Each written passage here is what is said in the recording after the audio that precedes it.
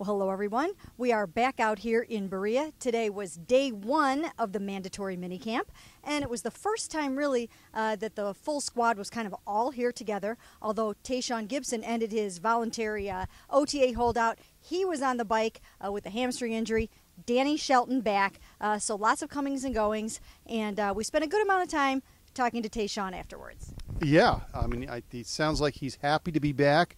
Like you mentioned, did not really participate because of the hamstring injury that he suffered while working out back home in, I believe, the Dallas area. Did not sound like Coach Pettin was real thrilled the fact that he came in. I think he used the word disappointed that he's hurt. Yeah, he was actually very disappointed that Tayshaun spent, the better part of 6 weeks at home training on his own, only to come in here and have to sit down for this mandatory minicamp. So that was a little bit disappointing for them, especially because Jordan Poyer has done a really nice job in there, and they're trying to figure out who's going to get those first team reps in training camp. And I wouldn't be surprised if they make Tayshaun wait his turn just a little tiny bit, even though Mike Pettin said we're not going to punish someone for a contract situation. Yeah, I think that, you may see a little bit of Jordan Poyer, but as camp evolves, it's going to be Tayshaun Gibson. Obviously, coming off a career-high year, he was second in the NFL with 6 interceptions, only playing 10 games.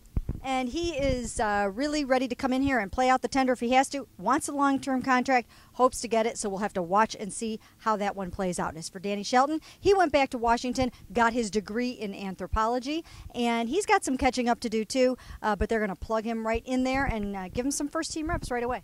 Yeah, it was interesting to listen to him talk. One of the questions has been, is he a 3-down guy? How much can he play? And I thought his answer was interesting to say he's not worried that much about it. He understands at the NFL level there's going to be a rotation. So he's not a guy that's saying, hey, I'm going to be on the field all the time. I'm never coming off the field. Hey, he understands that they've got a pretty good defensive line. He's willing to rotate in. And you know what? We watched a lot of the offense today. They're starting to kind of pare down a little bit and figure out what they're going to be as an offense. We saw Josh McCown complete some really nice deep balls today, so that I thought that was an encouraging sign, and some of those receivers are getting back into the lineup. Yeah, for sure. And you've got guys that you've got a kind of a mix of guys who have been here, like Andrew Hawkins, Taylor Gabriel, and then obviously working with some new guys with Brian Hartline and with Dwayne Bowe. And yeah, he had some nice passes today. And what's interesting here, over the next 3 days, they will not be installing anything new. At this point, it's just kind of reviewing what they've gone over to this point. And you know what? We did ask Mike Pettin, hey, is everything going to remain the same heading into camp? Josh McCown's going to take those first team reps. He doesn't see that changing. So Johnny's still getting those second team reps. And, that will have to unfold in training camp. If he's going to press Josh McCown, he's going to have to come from far behind and beat him. Yeah, I think it almost at this point, you think about it, it's either going to take injury or it's going to have to be Johnny being lights out in those preseason games and maybe Josh not being quite as well. But I think right now, going into camp, I think it's a pretty solid lead for Josh McCown.